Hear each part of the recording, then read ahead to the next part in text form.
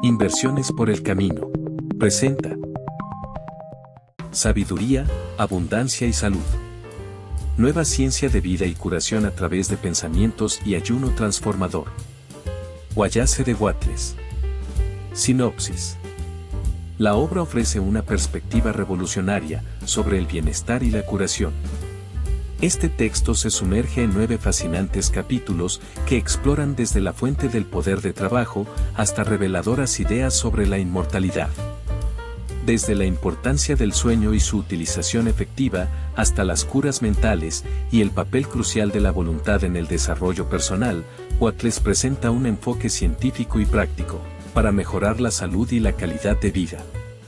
A través de su obra, el autor arroja nueva luz sobre conceptos como el sufrimiento en la enfermedad, ofreciendo un camino innovador hacia una vida más plena y saludable, basada en la comprensión de la mente y el poder de la voluntad. 1. La fuente del poder de trabajo. Es probable que el difunto Dr. Edward Hooker Dewey, conocido como el médico sin desayuno, haya ejercido una influencia significativa en la simplificación de la vida, superando a cualquier otro escritor, vivo o muerto. Sus obras, como La nueva ciencia de la salud y El plan sin desayuno, han impactado a miles de lectores y han tenido una influencia indirecta en muchos más. Aunque sus teorías están generando una revolución, apenas 1 de cada 10 seguidores comprende la verdadera naturaleza revolucionaria de su pensamiento o la tremenda importancia de su descubrimiento fisiológico. En resumen, según su último libro, Dewey sostiene que la fuerza, es decir, la fuerza de trabajo del organismo humano, no proviene de los alimentos consumidos, sino que se renueva durante el sueño. Según su perspectiva, la batería de almacenamiento de energía muscular y mental no se carga en la mesa del comedor, sino en el dormitorio. Dewey compara el alimento para el cuerpo humano con el suelo para una planta, simplemente materia prima que debe integrarse en el organismo, pero de ninguna manera es una fuente de vida. Los puntos destacados de esta teoría incluyen, en primer lugar, su susceptibilidad a la demostración matemática, lo que la convierte en una verdad irrefutable más allá de toda controversia. En segundo lugar, que derriba por completo las teorías actuales sobre la fuente de la vida y la fuerza, expulsando al fisiólogo materialista del campo al demostrar que la energía vital no es el producto de una acción funcional y que la mayoría de los trabajadores musculares serían más sanos, más fuertes y vivirían más tiempo. La mitad, y la mayoría de los trabajadores del cerebro con 1/10 parte de la cantidad de alimentos que consumen ahora. También da buena base para el argumento de que la mente no es producida por el cuerpo, sino que la mente produce el cuerpo, que el cerebro no produce pensamiento, pero ese pensamiento produce el cerebro, que no existe ninguna química mediante la cual un trozo de pan pueda convertirse en mente o pensamiento. En tercer lugar, demuestra que la mayoría de las conclusiones de la pseudociencia de la medicina se han basado en premisas falsas y son erróneas, y que la recuperación de la mayoría de las garrapatas se ve muy obstaculizada por la alimentación, la dosificación y otras interferencias.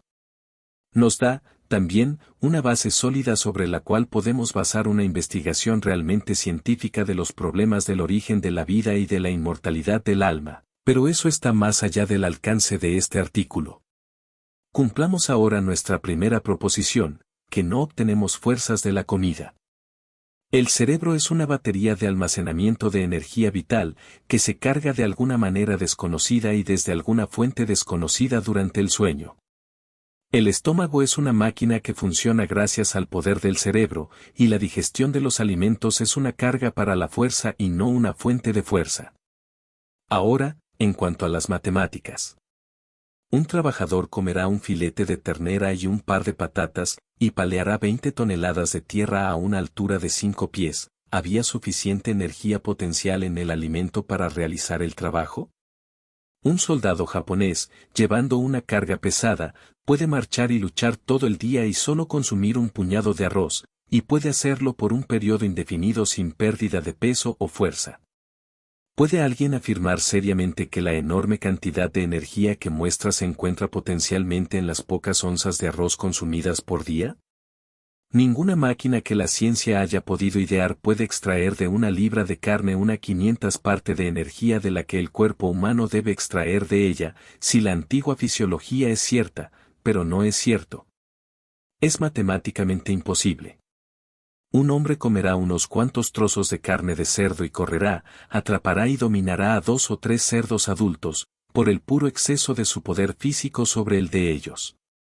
¿Es la energía potencial de una libra de cerdo muerto mayor que la energía cinética de 3 cerdos vivos de 100 libras? Consideremos, a continuación, los numerosos casos de ayunos prolongados que se han registrado desde que se publicaron los libros del Dr. Dewey. Leonard III, de Filadelfia, 56 días, y la señorita Stella Quenzel, 42 días, con un aumento constante de fuerzas desde el primer día, se encuentran entre los casos registrados por el propio médico, y cientos de otros, perfectamente autenticados, prueban que una persona puede pasar de 20 a 60 días sin comer y, a menudo, sin una pérdida apreciable de fuerzas. Creo que la vieja fisiología acepta la máxima de que un hombre morirá de hambre en 10 días. Se ha demostrado que esto es un error, y es evidente que la mayoría de las personas que han muerto de hambre en ese tiempo limitado murieron porque pensaron que debían hacerlo, y que, debidamente educados, podrían haber vivido de 20 a 60 días. Más extenso. En la muerte por inanición, el cerebro y el sistema nervioso, que son la central eléctrica, no pierden peso, los demás tejidos desaparecen hasta que se alcanza la condición esquelética, y la muerte sobreviene porque el cerebro no puede obtener más materia prima para reparar el corazón, los pulmones, el estómago, el hígado, etc. El organismo se debilita y perece por falta de materia prima para reponer el desperdicio diario de sus partes vitales, muere cuando las vísceras están tan atenuadas que no pueden realizar sus funciones, pero no muere por falta de energía vital, sino porque la energía vital no tiene material que utilizar para mantener el organismo. Coloque una planta en grava y morirá, no por falta de energía, sino por falta de material. Consideremos por un momento esta afirmación de que el cuerpo funciona con energía generada por su propio sistema digestivo. La digestión de los alimentos es ciertamente un trabajo y ciertamente requiere energía. Quienes recuerdan la sensación de letargo después de una comida demasiado copiosa no estarán dispuestos a negar que se necesita una cantidad muy considerable de energía para hacer funcionar el estómago. La antigua fisiología afirma que el corazón, el cerebro, el hígado, los riñones, etc., son máquinas que funcionan mediante una energía que, en última instancia, se remonta a la acción del estómago, y que el estómago, a su vez, es operado por energía generada por la acción del corazón, cerebro, hígado, riñones, etc. Aquí hay una imposibilidad mecánica, el estómago genera energía para operar las otras máquinas y es a su vez operado por la energía suministrada por las otras máquinas. Es imposible que el cuerpo realice su gran cantidad de trabajo externo mediante la energía generada por su propio trabajo interno. La afirmación de que así es un absurdo. Las acciones funcionales de las vísceras no generan energía, absorben energía. Consume energía para cavar la tierra en el jardín, y el corazón y el estómago no pueden generar energía para funcionar por sí mismos, con un excedente suficiente para arar también el jardín. Es, repito, una negación absurda de todos los principios químicos y mecánicos conocidos afirmar que el cuerpo funciona mediante energía generada por su propia acción funcional. También afirmamos que un hombre puede levantarse por las correas de sus botas. La energía se almacena en el cerebro durante el sueño y probablemente se transmite a los músculos y órganos a través de los nervios de manera similar a la transmisión de energía eléctrica a través de un cable de trole. Y no hay evidencia alguna de que este poder provenga de nuestra comida. La comida no nos fortalece, no existe ningún alimento fortalecedor. Necesitamos alimentos para suministrar los elementos de los tejidos, no para suministrar energía, y cada bocado que comemos por encima de la necesidad real nos debilita y tiende a acortar nuestra vida. La mayoría de las personas gastan más de la mitad de su fuerza vital total en la eliminación de alimentos innecesarios. Si solo comiéramos entre una décima parte y la mitad de lo que consumimos ahora, La mayoría de nosotros moriríamos de vejez, y el promedio de vida de la próxima generación probablemente superaría la marca del siglo. Esto te sorprende, ¿no? Bueno, es un hecho científico concreto, solo intento escribirlo con palabras sencillas y de sentido común. Pero, dirás, ¿no sentimos más fuerzas después de comer? Sí, pero no después de digerir nuestra comida. Si la fuerza proviene de la asimilación de los alimentos, solo puede ser después de que los alimentos hayan sido completamente digeridos. Una masa parcialmente digerida en el estómago ciertamente no puede producir ninguna fuerza de trabajo. Ahora se necesitan al menos algunas horas para completar el proceso de asimilación, pero el aumento de fuerza siempre se siente inmediatamente después de tragar el alimento. Estás cansado y débil, te tomas una taza de café y una tostada, te levantas y te vas a trabajar renovado, te ha fortalecido, dices. Pero no es así, si te detienes a pensar, verás que tus nuevas fuerzas no pueden haber venido de la comida, que no ha tenido tiempo de ser cambiada en absoluto, es café y tostada en tu estómago, y estará, por algún tiempo. ¿Cómo puede fortalecerte antes de que sea digerido? Y dentro de 3 o 4 horas, cuando sea digerido, estarás tan débil como siempre. Si obtenemos nuestra energía de la comida, ¿es antes o después de digerirla? Eres más fuerte inmediatamente después de la comida del mediodía, pero a las 5 de la tarde, cuando la comida se digiere, estás completamente cansado, y con todo lo que comes sufres una constante disminución de poder desde el momento en que emerges de la inconsciencia por la mañana hasta que regresas a ella por la noche.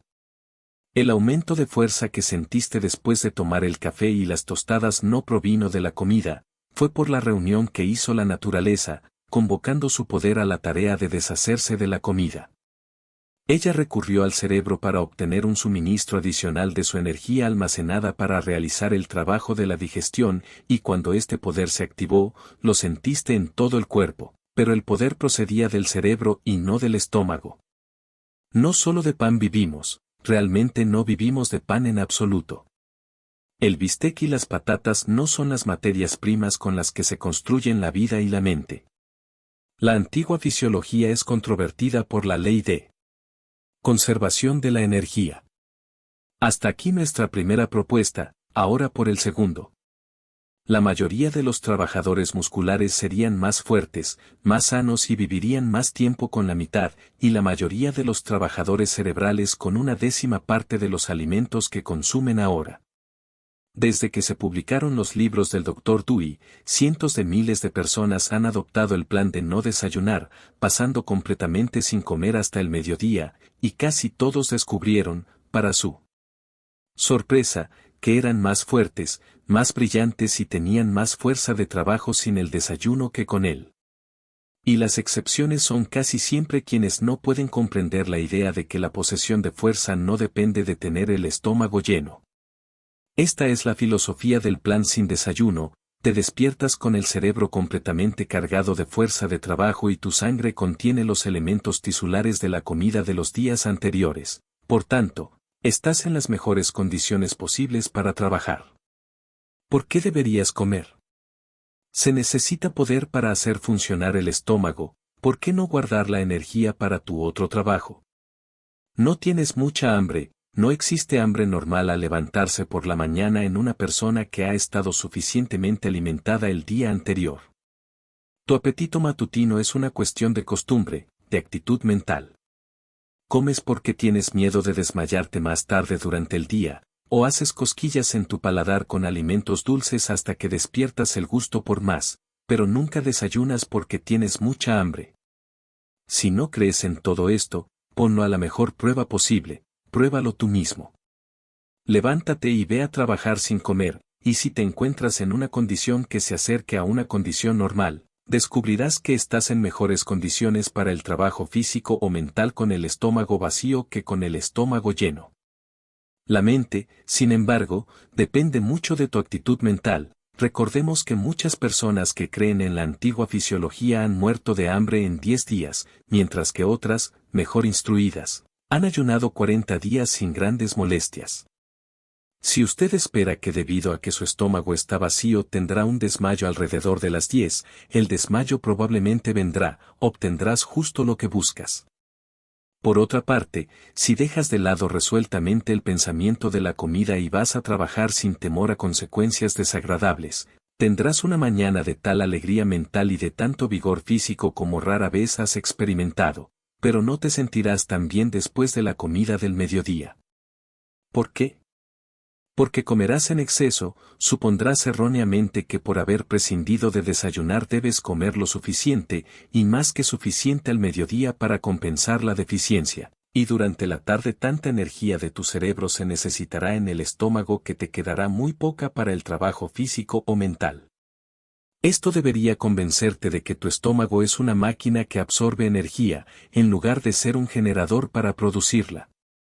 El objetivo al prescindir del desayuno no es aumentar la cantidad consumida al mediodía sino evitar el desperdicio de energía en la disposición de alimentos innecesarios. Si quieres ser fuerte y estar lleno de vitalidad y vigor, abandona por completo el desayuno, deja de lado la mitad de la comida del mediodía y 2/3 de la de la noche. Coma lo suficiente para mantener su peso, ni un bocado más.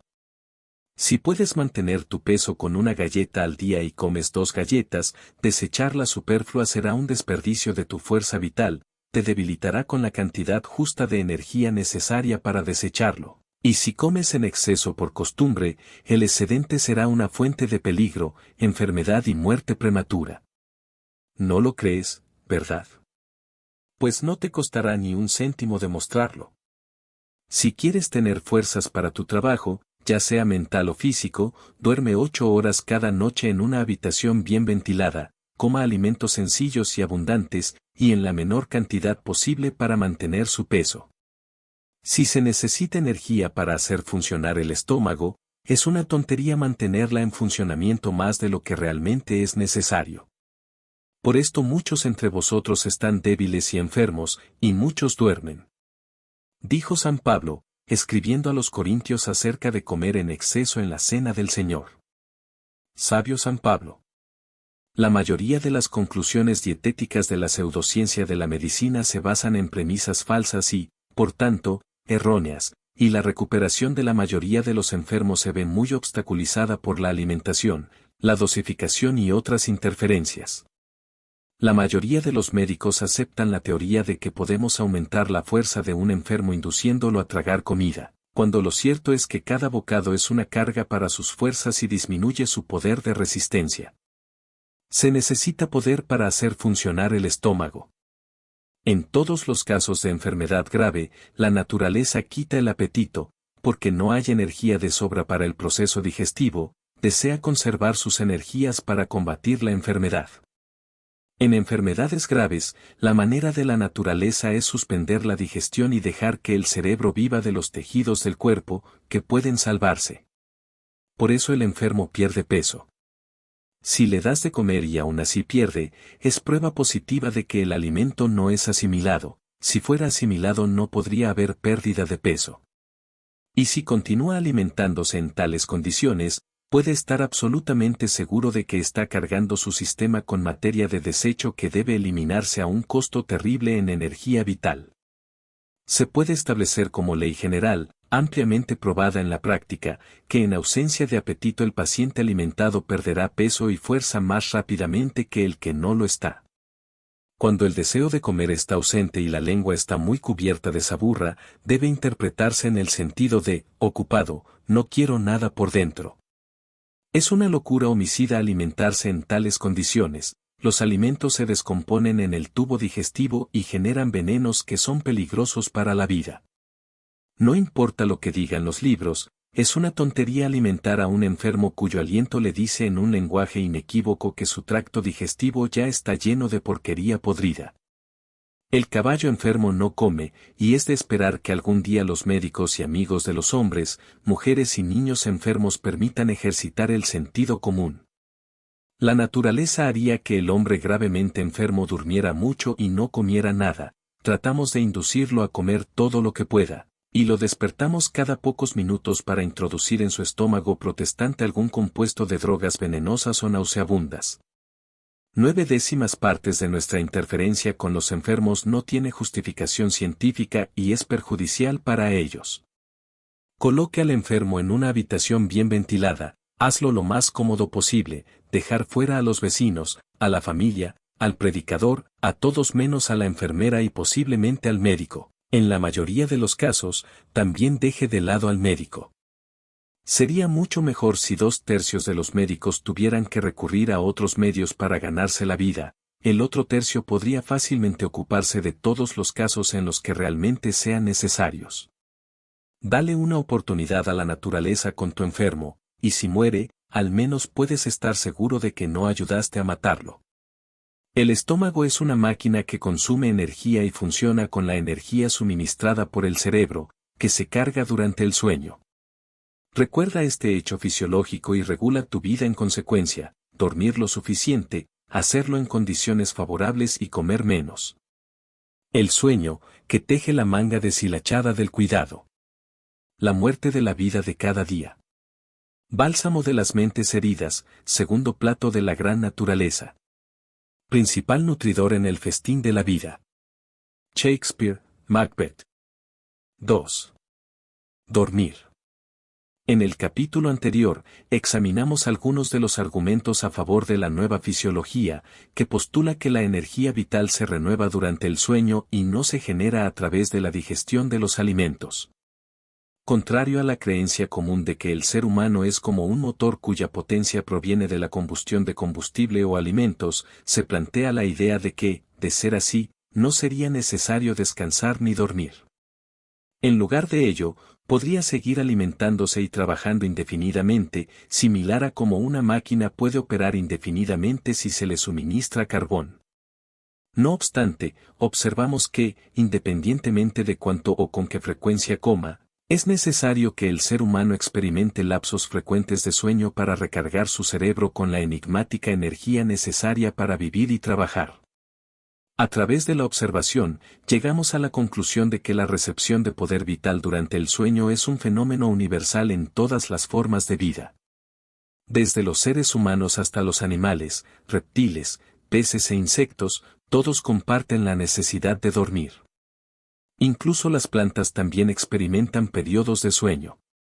Es crucial destacar que me refiero al poder vital como algo recibido, no generado. Según la ley de conservación de la energía desplegada por el cuerpo humano debe provenir de una fuente externa, ya que es mecánicamente imposible que el organismo genere la energía necesaria para mantenerse, renovarse y realizar trabajo externo. Considerando al cuerpo humano como una máquina, surge la hipótesis de que existe un flujo de vida que todos los organismos vivos reciben durante el sueño. Este concepto, subrayado nuevamente, constituye el hecho científico más relevante y trascendental presentado al mundo en un siglo. Hay una afluencia de fuerza vital que reciben todos los organismos vivos durante el sueño. No sé de dónde viene este influjo de vida, no sé si resulta de alguna combinación de otras fuerzas o si es una fuerza que existe eternamente por sí misma. Simplemente expongo los hechos tal como los observo y doy las inevitables deducciones de ellos. Si los hechos refutan las teorías que ha estado sosteniendo, tendrá que reajustar sus teorías para que se ajusten a los hechos. Es un hecho que el cuerpo humano no puede fabricar su propio poder vital y al mismo tiempo ser fabricado por su propio poder vital, y es un hecho que recibe su poder vital en el sueño, y necesariamente, de alguna fuente exterior a él mismo. La vida nos llega de alguna parte, no lo logramos, lo recibimos. No digo que se reciba solo durante el sueño, no sé si existen condiciones bajo las cuales podemos recibirlo estando despiertos. Tampoco digo que siempre lo recibimos directamente de la fuente desconocida, puede haber individuos que puedan cargarse tanto de ello como para poder comunicarlo a otros. Si digo, sin embargo, que ningún individuo tiene poder para crearlo en sí mismo, solo puede dar lo que ha recibido, de modo que, en última instancia, todos recibimos de una fuente desconocida. Ahora, en cuanto a la importancia de todo esto. Levante el dedo y examínelo con atención. ¿Qué lo hizo? Está compuesto por diferentes elementos químicos extraídos de los alimentos que has ingerido, pero ¿qué combinó esos elementos y los convirtió en un dedo? Vida. Dormiste y tu cerebro se cargó de poder, ese poder se aplicaba al estómago y a los intestinos y digería la comida, tomó los elementos separados y los vació en la sangre, vuestro corazón, que late gracias al poder del cerebro, los impulsó a través de las arterias hasta llegar al dedo, y la energía vital del cerebro los transformó en huesos, músculos, nervios y tejido conectivo. La vida construyó el dedo, y nada más que la vida puede hacer otro igual.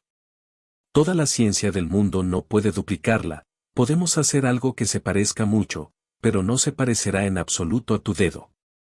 Cuidado, pues, con el Señor que te dice que tiene un remedio que te renovará el dedo o te lo arreglará si le pasa algo. Nada puede reparar o renovar el dedo excepto la fuerza que lo creó, el poder vital. Nada puede reparar un dedo, nada puede reparar un dedo roto o lesionado, y nada puede curar un dedo enfermo excepto la vida.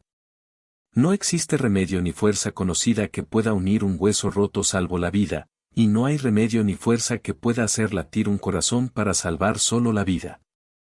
Nunca nada hizo latir un corazón excepto la vida, todos los demás poderes del mundo no pueden enviar un solo pulso a través de las arterias de un cadáver. Ningún medicamento jamás hizo latir tu corazón, y ninguno lo hará. Nada hacía latir un corazón excepto el poder vital. La fuerza que hace funcionar tu corazón se almacena en tu cerebro durante el sueño.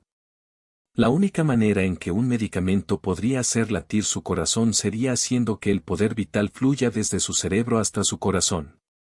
No digo que la medicina pueda o no hacer esto, volveré a tocar este punto.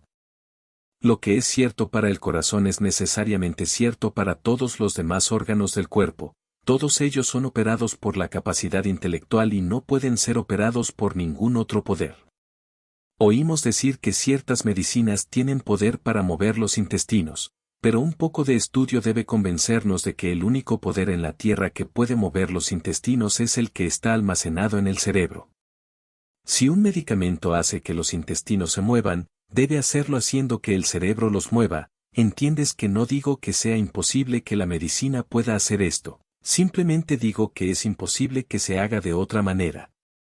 El poder vital que se almacena en el cerebro durante el sueño es el único poder capaz de producir una acción funcional en cualquier parte del cuerpo.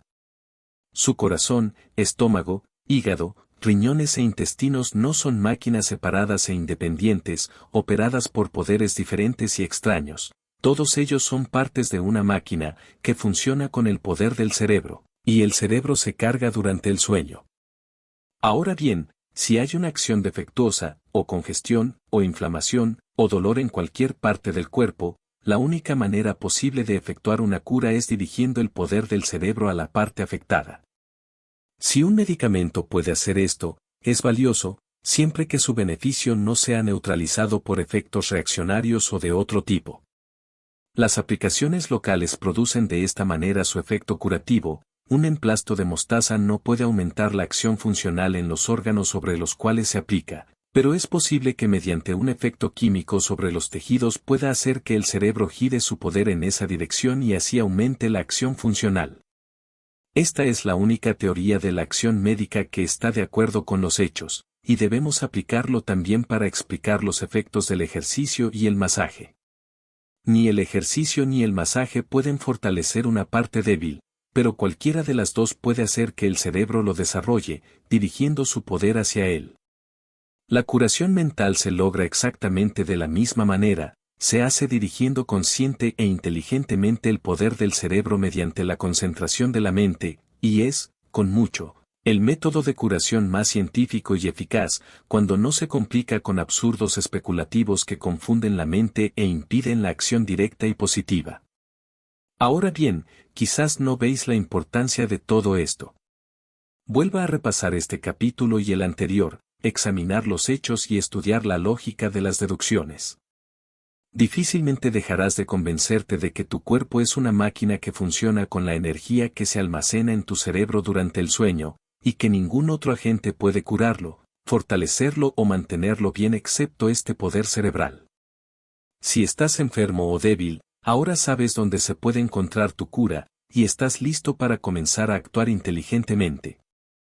En primer lugar, si el poder que va a curarte debe almacenarse en tu cerebro durante el sueño, Será mejor que estudies el sueño y aprendas a rodearte de condiciones favorables para cargar tu batería de almacenamiento con energía. Duerma inteligentemente y con un propósito para obtener los mejores resultados. Hay leyes que gobiernan el proceso de cargar el cerebro con fuerza vital, algunos de ellos son conocidos, suficiente para permitirle ponerse a trabajar con una certeza razonable de obtener buenos resultados. En segundo lugar, habiendo aprendido a cargar el cerebro con energía vital, debes aprender a conservar esa energía, como evitar tirarlo y gastarlo inútilmente, y esto es, quizás, más importante de lo que imaginas. La mayoría de las personas desperdician al menos la mitad de su energía vital. En tercer lugar, necesitarás aprender cómo dirigir esta fuerza hacia la parte donde más se necesita, y esto implica la consideración de todos los medicamentos, tratamientos, ejercicios y procesos mentales. Lo que necesitamos por encima de todo es ser científicos en nuestros métodos para llegar a conclusiones. Debemos evitar la especulación y las teorías fantasiosas basadas en la supuesta necesidad de conservar viejos dogmas médicos o religiosos, y ceñirnos a los hechos y a las deducciones que son el corolario inevitable de los hechos.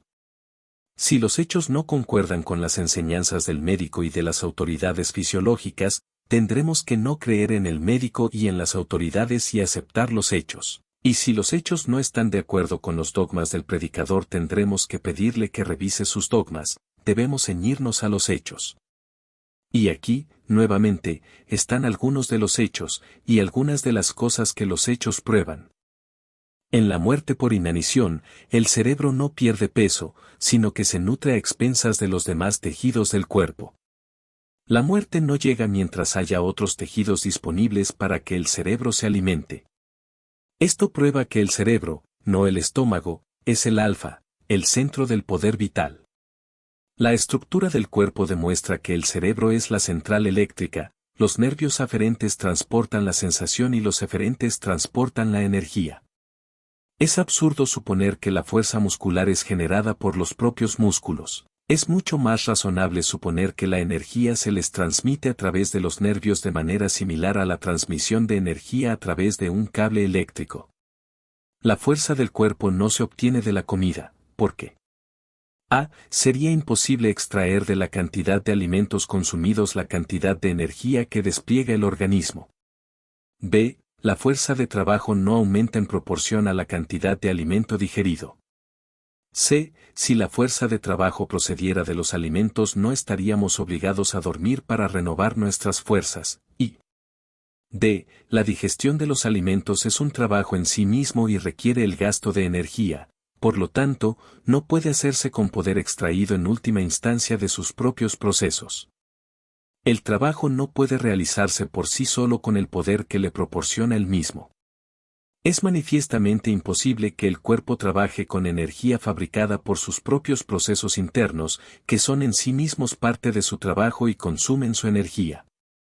Por último, vemos que todo ser vivo se duerme regularmente y se despierta con energías renovadas. De todo esto deducimos que el trabajo externo del organismo humano se realiza y sus procesos internos se llevan a cabo mediante una energía vital que se acumula en el cerebro durante el sueño. Que esta energía vital es el único poder mediante el cual el cuerpo puede sanarse, repararse, renovarse o mantenerse. Si me permitiera abrazar una idea predilecta, como tantas personas suelen hacer, sería la convicción de que la necesidad preeminente a la que la humanidad debe atender en este periodo actual es el sueño. Sería beneficioso que el mundo recostara su inmensa cabeza sobre la primera almohada disponible y se sumiera en una prolongada siesta. Ha quedado atrapado en una actividad morbosa y, a pesar de estar despierto de manera sobrenatural, se ve atormentado por visiones que actualmente le parecen reales. Sin embargo, estas visiones adoptarían su verdadero aspecto y carácter si todas las cosas fueran arregladas a través de un periodo de reposo del alma. Hawthorne, Musgos de una antigua rectoría. La mente se vuelve más sabia al observar, pero su hermano, el cuerpo, de materiales más toscos, necesita el apoyo del reposo. Scott, Talismán. 3. Para utilizar el sueño. Después de establecer que el cerebro se recarga con energía vital durante el sueño, El siguiente paso crucial es examinar este proceso y buscar conclusiones sobre las leyes que lo rigen. Al observar los fenómenos del sueño, destaca especialmente el cambio en el patrón de respiración. Durante el sueño, la persona respira de manera profunda, fuerte y con un ritmo más marcado en comparación con cuando está despierta. En este estado, se introduce una cantidad considerablemente mayor de aire en el sistema en un momento dado que durante la vigilia. Mientras que pocas personas emiten sonidos al respirar despiertas, la respiración profunda y fuerte de alguien dormido a menudo se escucha en toda una casa de tamaño normal. Dada la universalidad de la respiración profunda y rítmica durante el sueño, se infiere que es una parte esencial del proceso de cargar el cerebro con energía vital, y que se requiere una cantidad significativa de aire para llevar a cabo esta operación. Observo una aparente conexión entre el aire y la fuerza vital, como lo evidencian otros fenómenos. Al enfrentarme a levantar algo pesado o realizar esfuerzos físicos, tiendo a llenar mis pulmones de aire instintivamente, como si este acto pudiera potenciar mi fuerza muscular. Además, al realizar ejercicio vigoroso, la naturaleza me obliga a respirar con fuerza y rapidez, indicando claramente la necesidad de una mayor cantidad de aire debido al esfuerzo extenuante. Parece existir una conexión directa entre el aire y la energía. Sin embargo, reconozco que la respiración profunda por sí sola no es suficiente, no puedo renovar la energía del cerebro simplemente respirando profundamente sin el acompañamiento del sueño. Debo sumergirme en el silencio y entrar en un estado de inconsciencia. Además, desconozco qué componente esencial del aire es crucial para la vida, ya que no se limita únicamente al oxígeno, de hecho, si me colocan en una atmósfera de oxígeno puro, moriré. La conclusión es clara, es necesario el aire en su totalidad. También es fundamental que el aire sea puro. Cuando duermo en una habitación sin ventilación, me levanto por la mañana sin haberme refrescado, la batería se ha cargado de forma muy imperfecta. Por tanto, es necesario tener aire que esté en movimiento, ya que el movimiento es esencial para la pureza del aire. No servirá para nada colocar un carrete de hilo debajo de la ventana y colocar la cabecera de la cama en un rincón, fuera de la corriente. El borrador es justo en lo que quiero entrar. El objetivo de la ventilación es producir movimiento en el aire, de modo que podamos respirar aire que se mueve. No basta con levantar bien la hoja, si esta es la única abertura, porque el aire en el centro de la habitación o en el rincón donde se encuentra la cabecera de la cama puede estar absolutamente inmóvil y estancado y permanecer así durante toda la noche.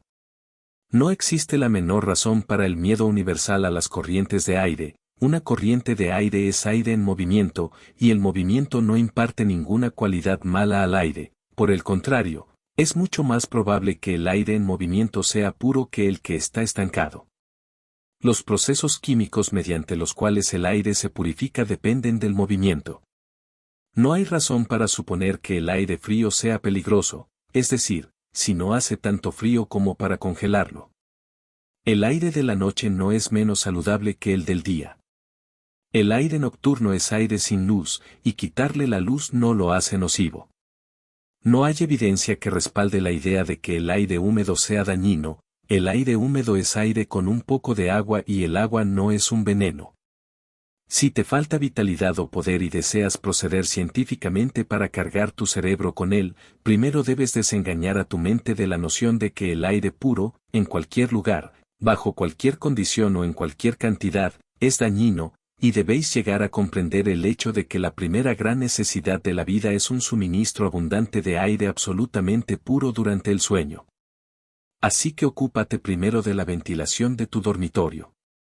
Si solo hay una habitación en la casa que se puede ventilar, duerma en esa habitación por muy inconveniente que pueda ser de otra manera.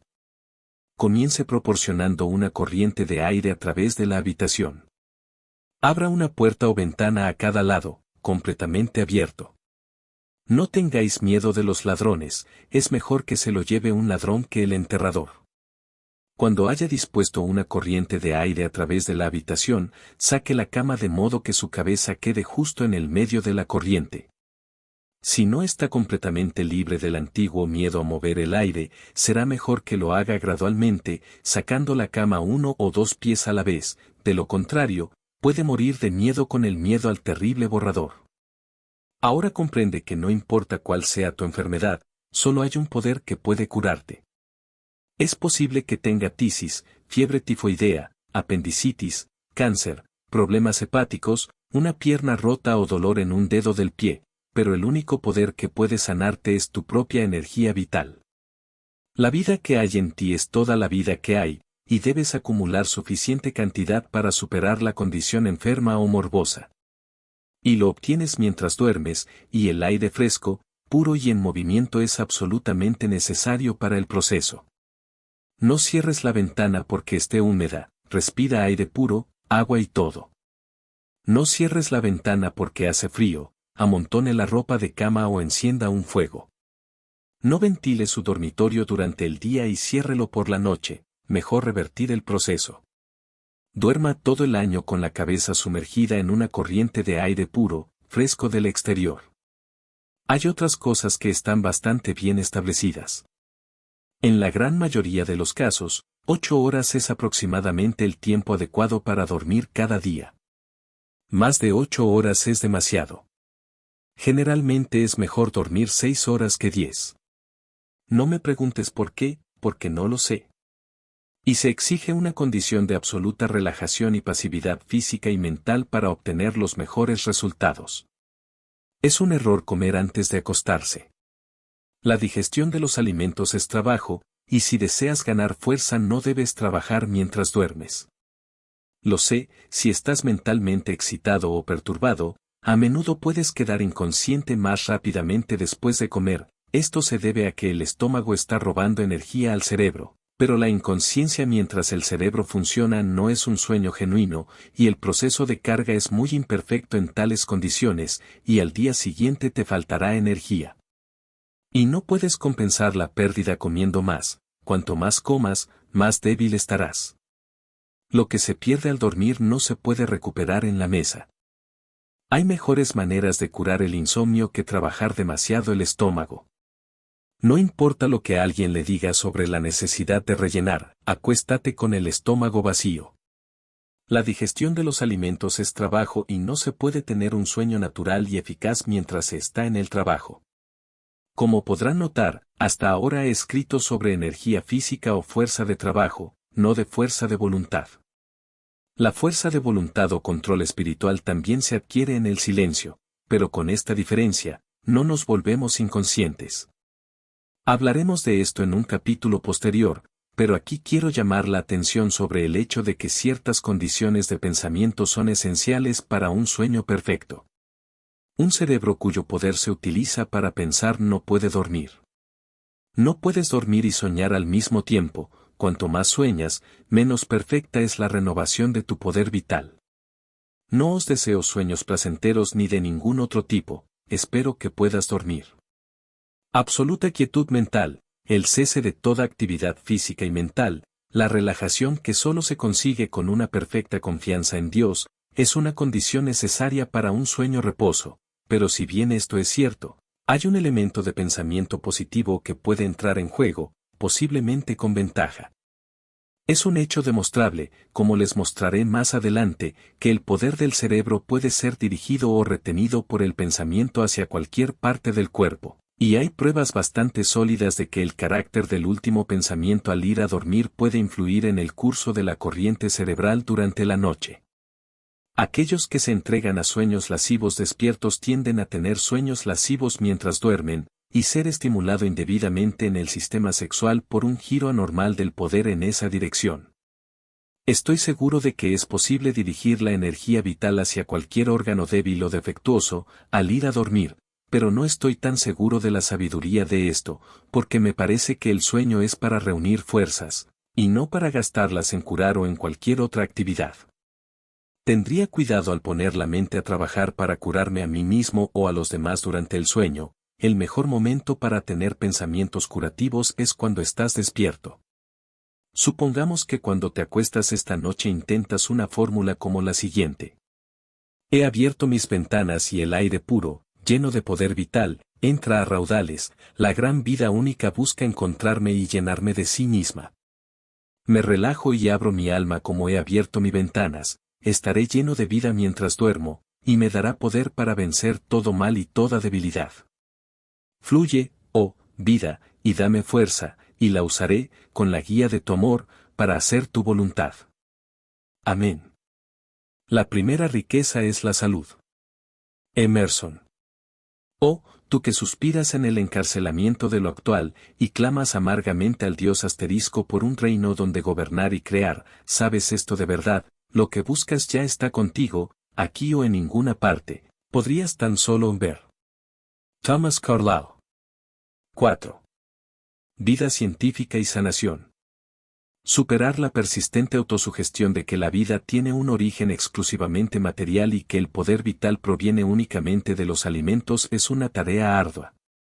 Se requieren numerosos argumentos para convencer a la persona promedio, especialmente si es una mujer, de que sus fuerzas se renuevan durante el sueño y que, contrariamente a la creencia arraigada, no se fortalece, sino que se debilita al comer.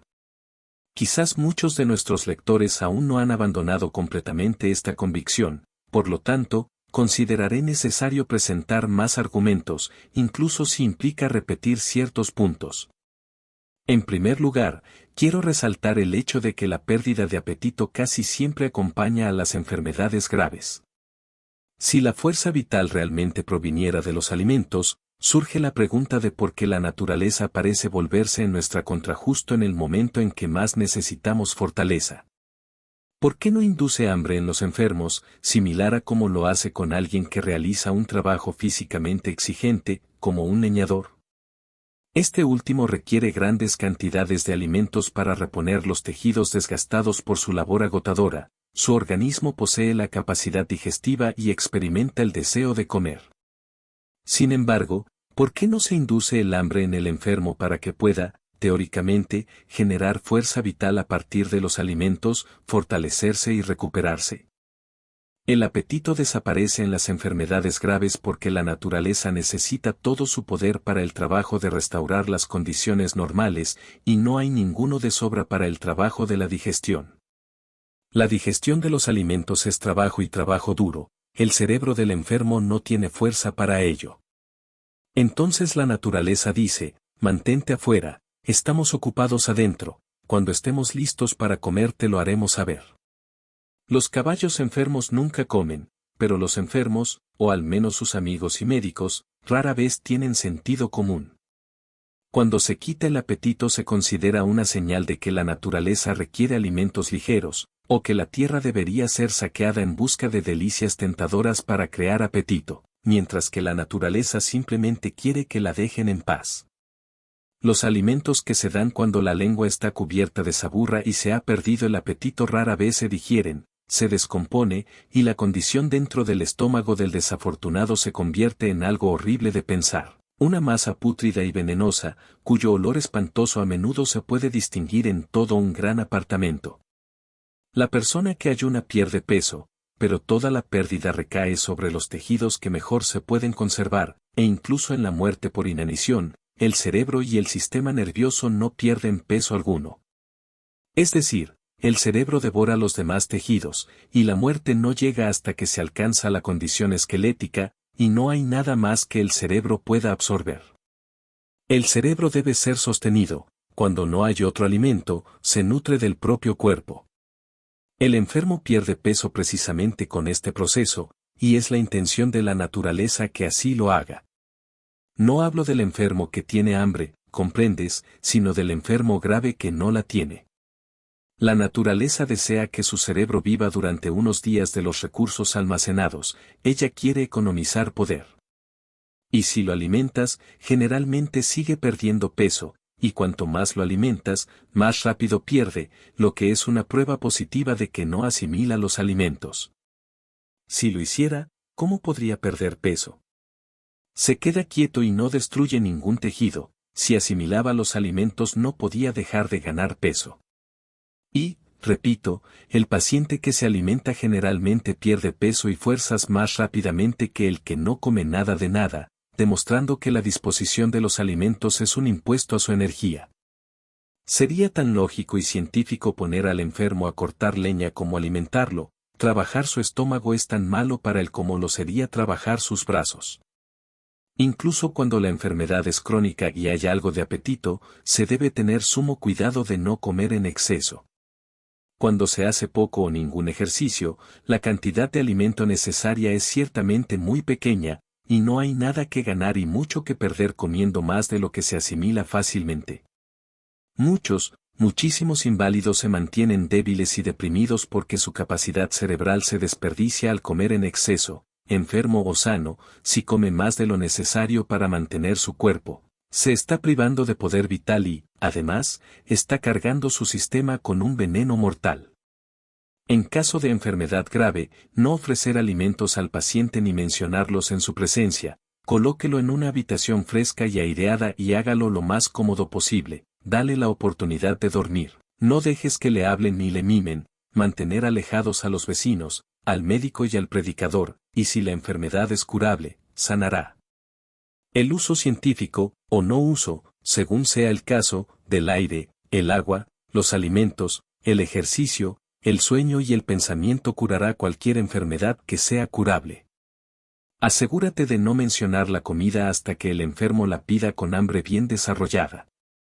No temas que de repente muera de hambre y que se caiga todo en un minuto cuando le des la espalda. Se morirá de hambre más rápido si lo alimentas que si no lo haces. Confía en la naturaleza, cuando esté lista para comer, te lo hará saber. Si la enfermedad no es grave y hay poco apetito, tenga en cuenta que la forma de conservar la capacidad cerebral es no comer más de lo que realmente se necesita, y que una persona enferma que hace poco ejercicio necesita muy poco. Un huevo constituye una ración diaria bastante justa para una persona enferma promedio, incluso para alguien que está en pie y en movimiento. Y si la mayoría de los enfermos que intentan comer todo lo que pueden y se devanan los sesos y los de sus amigos para pensar en algo que puedan comer, redujeran su comida diaria a un huevo, o su equivalente en peso y valor, se sorprenderían a sí mismos y a sus médicos con un aumento inmediato de peso y fuerza. Guarde su capacidad cerebral y vuélvete fuerte y sano. Pensemos ahora un poco en los fenómenos que vemos en la clase de enfermedades llamadas catarrales, tos, resfriados, fiebre del heno, etc. En muchos casos se expectora o elimina una enorme cantidad de materia, y la pregunta que deseo plantearles es, ¿de dónde viene todo esto? Es evidente que nada puede salir del cuerpo por la boca que no haya sido introducido en él, y como generalmente las cosas se introducen en el cuerpo por la boca, ¿no es evidente que lo que sale de la cabeza debe haber salido del cuerpo? ¿Entra al cuerpo a través del estómago? ¿No es una conclusión inevitable que las secreciones catarrales se obtienen de los alimentos consumidos, que son simplemente materia alimentaria que salió mal? Si hay una secreción del cuerpo sabemos que una de dos cosas debe ser cierta, o los tejidos se rompen y se desprenden, o la secreción proviene de las mesas del comedor. Este es el proceso de resfriarse. Se necesita 1 libra de comida en el sistema y comemos, digamos, 2 libras. Como la digestión es buena, toda la cantidad pasa a la sangre. La naturaleza solo utiliza medio kilo, y lo utiliza para reparar huesos, músculos y nervios. La otra libra no le sirve de nada, pero se la han impuesto y debe deshacerse de ella. Puede depositar un poco en el cuerpo en forma de grasa y eliminar más a través de los riñones, los pulmones y la piel, pero todavía quedarán algunas onzas que se descompondrán en la sangre, porque la materia alimenticia se descompondrá en la sangre. Así que queda un poco de materia podrida, aguas residuales, en la sangre como resultado de esa comida. En la siguiente comida se repite el proceso, y al siguiente, la cantidad de desechos en descomposición en la sangre aumenta, hasta que al final el flujo arterial es como un arroyo en el que se vierten las aguas residuales de una ciudad, sucias y espesas con desechos en descomposición, que provienen todos de la mesa del comedor. Al final, la corriente se vuelve tan espesa que la naturaleza debe detenerla, no puede llevar a cabo los procesos de renovación corporal con esa sangre sucia, debe ser purificado. Entonces hay un escalofrío, una congestión en alguna parte de la membrana mucosa, y las impurezas comienzan a ser eliminadas. Cuando te resfrías, toses y expulsas el excedente de comida que has estado comiendo, te mataría si no te deshicieras de él. El frío es un esfuerzo de la naturaleza para salvar tu cuerpo de la disolución. No es causado por corrientes de aire o exposición, es causado por comer en exceso. Si no comes en exceso, podrás sentarte en las corrientes de aire, o dormir en ellas, o exponerte como quieras, y no te resfriarás. Te coges resfriado en la mesa, no puedes conseguir uno en ningún otro lugar. Ahí es donde tenemos el catarro, que es un resfriado crónico. Un año de vida científica curará el peor caso de catarro que jamás haya ocurrido, con o sin clima. Y así es como la nueva fisiología explica el catarro y las enfermedades catarrales. Puedes evitar fácilmente estos males si solo te das cuenta de que no tienes que atiborrarte de grandes cantidades de comida para generar energía vital. Tu vida es más que carne. No se obtiene de cosas materiales, y el alimento no contribuye a la vida ni a la fuerza de ninguna manera. Solo necesitáis alimento para suministrar al espíritu material con el que construir un cuerpo, y la cantidad necesaria es muchísimo menor de lo que la mayoría de vosotros ha creído. Hablemos ahora un poco de las enfermedades germinales. La gente de la ciudad de Chicago ha cavado grandes túneles debajo del lago, aproximadamente a 1 milla de distancia, para obtener agua pura. Quieren alejarse del agua del río, que está llena de aguas residuales podridas, como la sangre de un glotón. Hay muchos gérmenes patógenos en el río, pero ninguno afuera en el lago. Los gérmenes patógenos no pueden vivir ni propagarse en aguas que no contengan aguas residuales. Y también es un hecho que no pueden propagarse en sangre que no contenga aguas residuales. Si su sangre es como el agua pura del lago Michigan, ningún germen patógeno puede vivir en ella, pero si es como el río Chicago, será un caldo de cultivo para cualquier organismo que pueda introducirse en él. Esto es un hecho científico fundamental. Si tu sangre es pura, eres inmune a las enfermedades de los gérmenes, no se puede tener tifoidea, gripe, viruela o difteria, ni resfriarse. Los gérmenes patógenos solo pueden propagarse en la sangre impura, y la sangre se vuelve impura al comer en exceso y al no respirar lo suficiente. Cuanto más sensato y científico es purificar la corriente que tratar de neutralizar los gérmenes con repugnantes contravenenos. Permítanme cerrar este capítulo esbozando un sano régimen de vida. No necesitamos comida al levantarnos por la mañana. Hemos dormido y el cerebro está completamente cargado de poder, no hay demanda de alimentos, porque no ha habido destrucción de tejidos. Nadie tiene realmente hambre por la mañana, el apetito por el desayuno es forzado y antinatural. La mayoría de las personas no desayunan porque tienen hambre, sino por miedo a desplomarse más tarde durante el día, piensan almacenar energía en el estómago para una necesidad futura. Deja el desayuno por completo, y tan pronto como tu mente se ajuste al plan, descubrirás que no importa si tu trabajo es mental o físico, puedes hacer más con el estómago vacío y hacerlo mejor. Al mediodía, coma una comida moderada de cualquier alimento sencillo y abundante que su gusto le pida, y cenar muy ligero entre las 6 y las 7. Si trabajas tu cerebro, prepara también tu cena muy ligera, por ligero me refiero a pequeñas cantidades, no a materiales descascarados. No te preocupes por los carbohidratos y los nitrógenos, come lo que más te guste. El inválido y el trabajador cerebral necesitan exactamente los mismos alimentos que el leñador, pero no tanto. El sabor del tour es la guía más segura sobre lo que debes comer, que sean frijoles, patatas, chucrut, cerdo y maíz molido, cualquier cosa que quede en el estómago cristiano, si lo desea, pero no demasiado. Y, sobre todo, nunca comas si no tienes hambre. La vida es una energía que se almacena en el cerebro durante el sueño. Si entendemos que los alimentos materiales no desempeñan ningún papel en la generación de esta energía y gobernamos nuestros apetitos en consecuencia, tendremos salud perfecta. Si vivimos de acuerdo con la simple ley de la vida, ninguna cosa material puede dañarnos. Somos seres espirituales, obtenemos nuestra vida en el gran silencio del que venimos.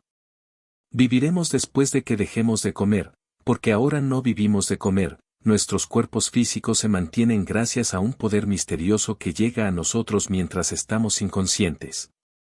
Dios es espíritu, y Él da vida a todos. Es notorio que un solo esfuerzo exitoso de volición moral, como decir no a alguna tentación habitual, o realizar algún acto valiente, lanzará a un hombre a un nivel más alto de energía durante días y semanas, le dará un nuevo alcance de poder. Las emociones y excitaciones debidas a situaciones habituales son los habituales incitadores de la voluntad. Pero estos actúan de forma discontinua, y en los intervalos los niveles más superficiales de la vida tienden a cerrarnos y a aislarnos.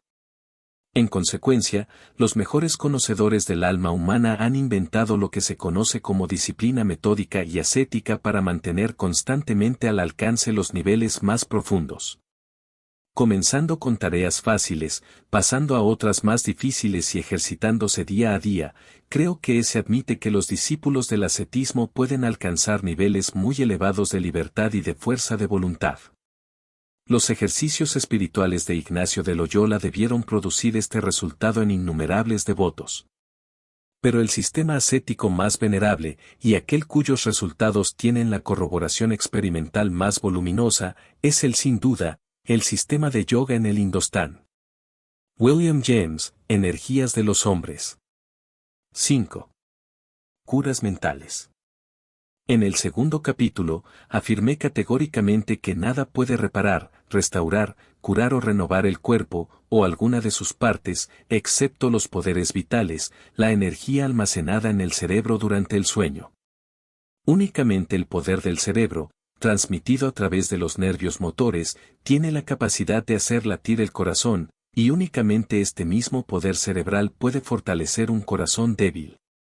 Asimismo, solo el poder del cerebro puede inducir la secreción de bilis por parte del hígado. Un hígado en estado adormecido es aquel al que el poder cerebral se transmite o aplica de manera imperfecta. La iniciativa para el movimiento intestinal también proviene únicamente del poder del cerebro. La única fuerza capaz de remediar el estreñimiento es la que se acumula en el cerebro durante el sueño.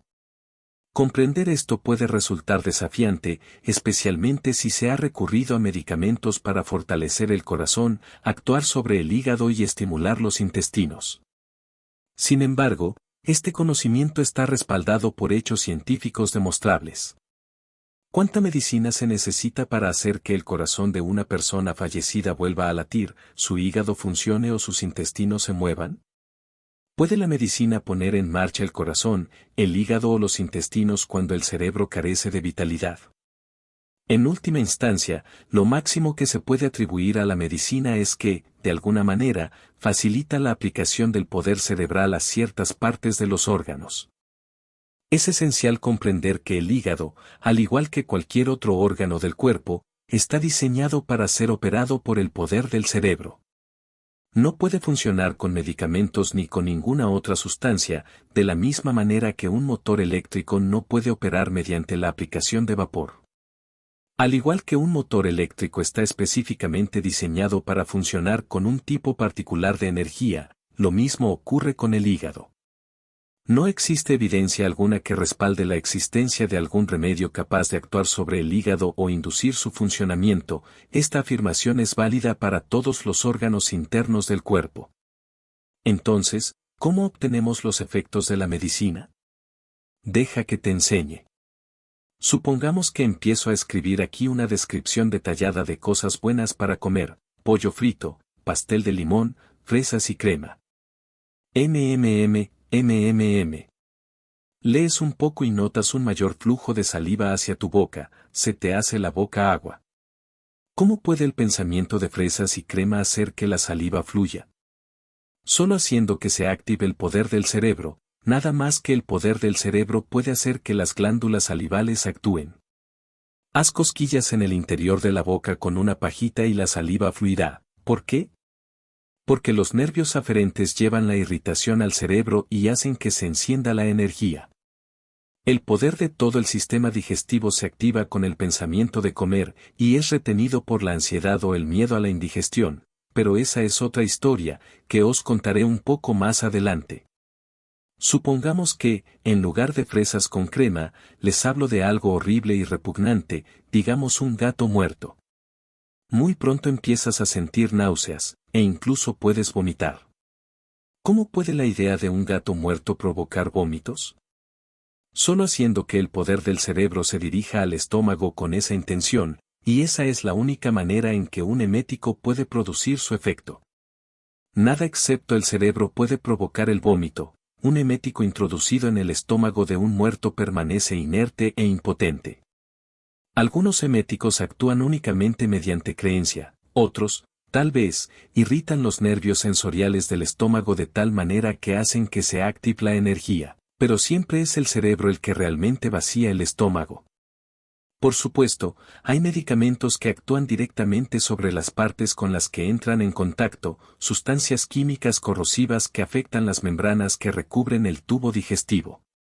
Estos nunca deben tomarse, y la ignorancia que los prescribe es homicida. La irritación de los nervios sensoriales, en cualquier parte del cuerpo, hace que la energía se active en esa dirección.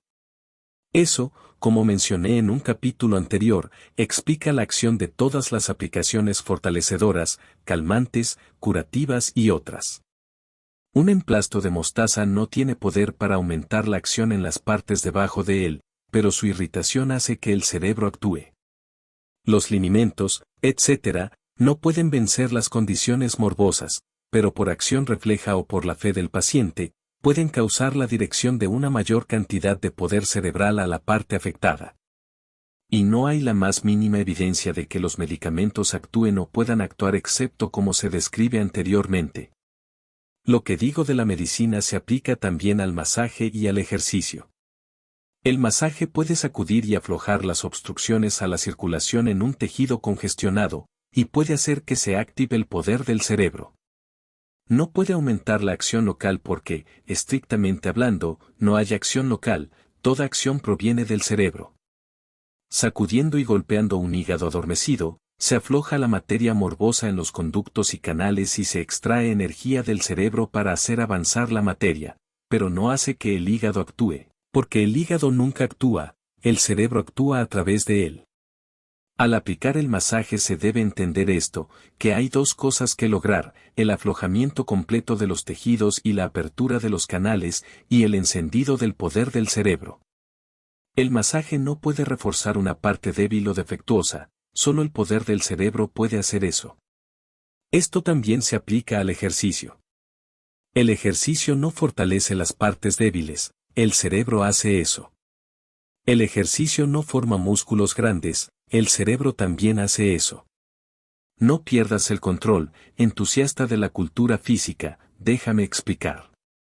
¿Cómo se desarrolla una parte débil mediante el ejercicio?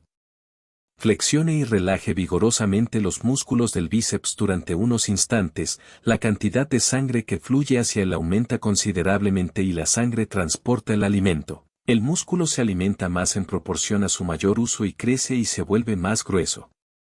El beneficio del ejercicio es que dirige el poder del cerebro hacia la parte que desea desarrollar, y con el poder del cerebro va un aumento del suministro de sangre, que transporta el alimento. Así que es el cerebro el que produce los músculos grandes. El ejercicio realmente destruye una parte y el cerebro la restaura. Y déjame darte una suave pista aquí mismo. Si lo anterior es cierto, y seguramente lo es, no todo ejercicio es beneficioso para un enfermo, sino solo aquellos movimientos que dirigen el poder a la parte afligida. Si tu espalda está débil y haces ejercicios de brazos y piernas, estás quitando energía de la parte que deseas ayudar. Esta es la razón por la que los cursos de cultura física bajo la dirección de pugilistas y excampeones de lucha libre pueden hacer tanto daño como bien a los enfermos. Para una espalda débil, tómese 10 minutos de ejercicio por la noche y por la mañana que utilicen los músculos del lugar débil, y no neutralices el efecto realizando otros movimientos que lleven el poder a otras partes del cuerpo.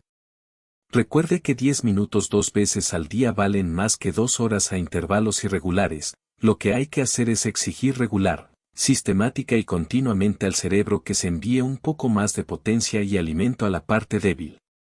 Esa es la manera de ejercitarse científicamente para lograr un efecto curativo. Pide y sigue pidiendo y recibirás. Eso es lo que recibirás si te concentras en la demanda. Y ahora estamos en el meollo de todo este asunto de la curación. Ni la medicina, ni el masaje ni el ejercicio pueden producir efectos si la mente del paciente se opone. Espero que leas y consideres cuidadosamente lo que sigue. Es el más importante de todos, hasta el momento.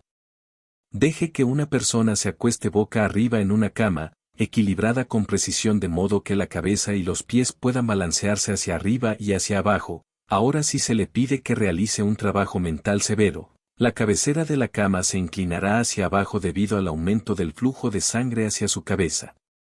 Déjelo hacer una serie de ejercicios para las piernas y los pies de la cama se inclinarán hacia abajo debido al aumento del flujo de sangre a las piernas, y marque. Déjele que piense en los ejercicios de las piernas, sin mover un músculo, y el pie bajará, demostrando que es la intención de moverse la que envía la sangre a las piernas, y si la intención se forma en la mente, el poder desaparece independientemente de que el movimiento se ejecute realmente o no. Es la idea del ejercicio, y no realmente el ejercicio, lo que envía la sangre al músculo, y si se retiene el pensamiento, el ejercicio no logra casi nada como proceso de construcción. Por eso el ejercicio que se hace por obligación, que es un lastre y una tarea, no sirve de nada. Es por eso que el simple trabajo muscular y el trabajo pesado rara vez hacen a hombres y mujeres fuertes, sino que generalmente hacen a otros más débiles. Para que el trabajo o ejercicio sea beneficioso debe realizarse con libertad, alegría y confianza. Si es mecánico y automático, es un gasto inútil de poder y derriba en lugar de construir. Y si el pensamiento positivo de acción puede enviar fuerza y alimento a los músculos de las piernas, se sigue necesariamente que lo mismo debe ser cierto para todas las partes y órganos del cuerpo. La concentración firme y constante del pensamiento sobre el hígado torpedo con la voluntad positiva y el propósito de hacerlo funcionar ciertamente provocará la acción donde la acción sea posible. Esto es cierto en todos los casos de acción detenida, a menos que exista alguna obstrucción mecánica que requiera masaje, manipulación o cirugía. Si hay una parte de la máquina que no funciona, enciéndala mediante un pensamiento firme, concentrado y decidido. Comprende que posees en todo momento el poder de controlar y dirigir tu propio poder vital. Y si hay un pensamiento que enciende el poder, también debe haber pensamientos que lo apagan, y esto también lo comprobamos experimentalmente. El miedo o la ansiedad detiene instantáneamente la acción. Si piensas en tu hígado con miedo, le cortas la energía, si piensas en tu estómago con ansiedad lo privas de energía. Si piensas con miedo o ansiedad en los intestinos los paralizarás. En la mayoría de los casos de estreñimiento, la causa está enteramente en un hábito mental o pensamiento que impide que los intestinos tengan energía. Todos los casos de indigestión se ven enormemente agravados por pensamientos ansiosos sobre la digestibilidad de los alimentos. Cuando empiezas a preocuparte por lo que vas a comer, empiezas a tener dispepsia. No pienses en los valores de digestibilidad de los diferentes alimentos, come lo que te guste, pero solo come entre 1/5 y 1/16 de lo que a tus amigos les gustaría que comieras. Eso es todo lo que se necesita para curar los problemas de estómago. Oímos decir de las personas melancólicas que tienen tristeza porque tienen mal el hígado, eso es generalmente lo contrario de la verdad, sus hígados están mal porque tienen tristeza. Recuerde que el pensamiento de fe tranquilo, confiado y decidido hace fluir el poder vital, y el pensamiento de miedo lo encierra. ¿Y podemos cultivar el poder para tener pensamientos de fe y alegría, y evitar los de ansiedad, miedo y desánimo? Sí, y ese será el tema de un capítulo posterior de esta serie. Todo hombre ha experimentado cómo los sentimientos que terminan en sí mismos y no se expresan en la acción, debilitan el corazón. Nos volvemos débiles y enfermizos de carácter cuando sentimos intensamente y no podemos hacer lo que sentimos. Robertson. El propósito voluble nunca se alcanza, a menos que el hecho vaya con él. Desde este momento los primogénitos de mi corazón serán los primogénitos de mis manos. No te jactes como un tonto. Esta acción la haré antes de que se enfríe el propósito. Shakespeare, Macbeth.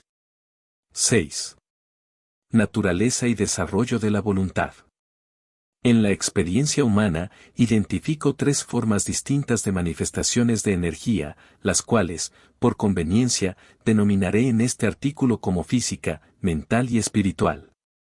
La energía física es el tema central de esta serie de artículos, donde he demostrado que no se obtiene de la alimentación, sino que se recibe durante el sueño. Esta constituye la fuerza vital del organismo, la energía que impulsa el trabajo del cuerpo. Por otro lado, la energía mental se refiere al poder del pensamiento.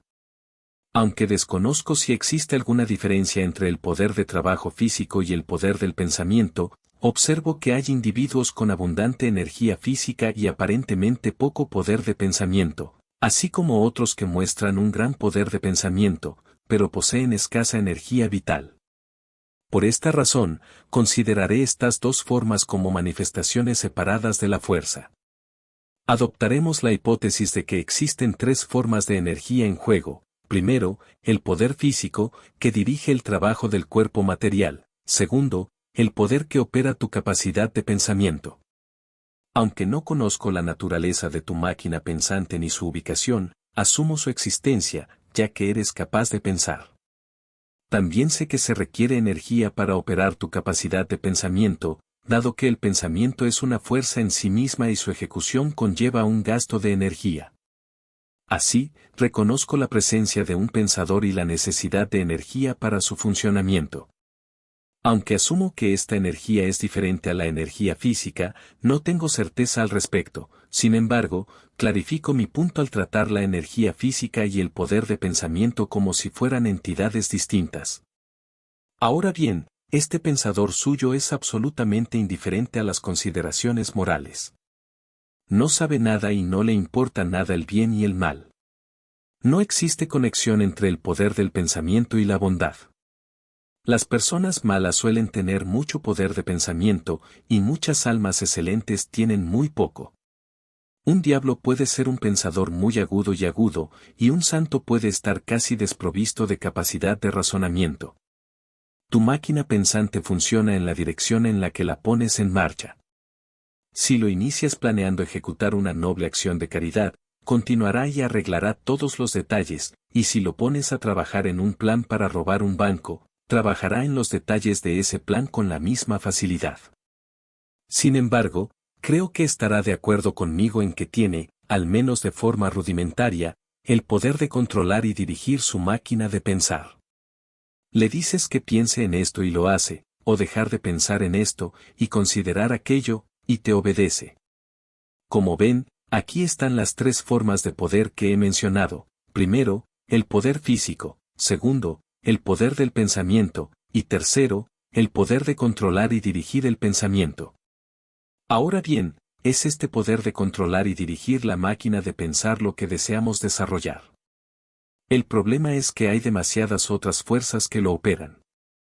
Alguien, o algo, lo hace funcionar con el pensamiento de miedo o el pensamiento de abatimiento y desánimo, y huye de nosotros. Queremos dominarlo por completo, para que solo funcione en los pensamientos de esperanza, fe, amor y salud.